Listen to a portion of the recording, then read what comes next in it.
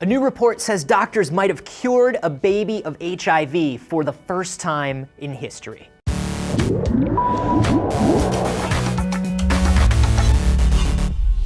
Anthony here for D News, and this is potentially a huge achievement in medical science. A report released yesterday by Hopkins University details how a 2-year-old child in Mississippi was cured of HIV that it had at birth. So the deal is this: the child's mother had not received any medical care while she was pregnant. She also didn't know that she had HIV. So that means she didn't receive the drugs that a mother's normally given during pregnancy to reduce the risk of transferring HIV to her baby. And since the delivery team didn't have any time to take the usual precautions in this case, they immediately transferred the baby to the University of Mississippi Medical Center in case the virus had transferred. Now, normally an infant that young is only given preventative medications to keep symptoms in check. But because the baby was at an unusually high risk, the doctors at the center decided to take an unusual course of action, and they put the baby on 3 aggressive antiretroviral drugs only 30 hours after its birth. Now, that isn't ever done, and that's an important thing to remember here.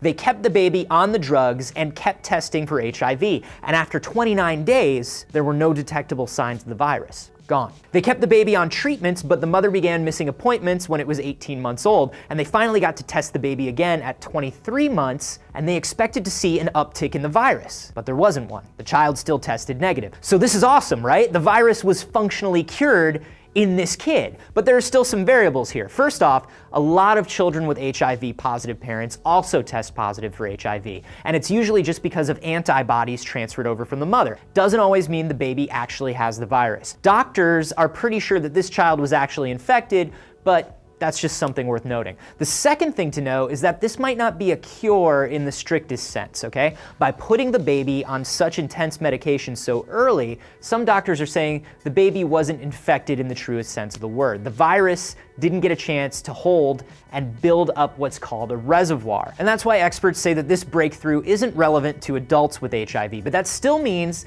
that getting aggressive early on can stop the virus from taking hold in a baby. Continued testing of the child is going to be required too, just to make sure that this is really gone for good. So it's not a general cure. One doctor called it a hypothesis-generating case. Usually babies aren't put on retrovirals for 6 weeks after they're born because doctors want to know that they're really infected and it's not just those antibodies. This shows that there might be a reason to start them on aggressive medication immediately, no matter what.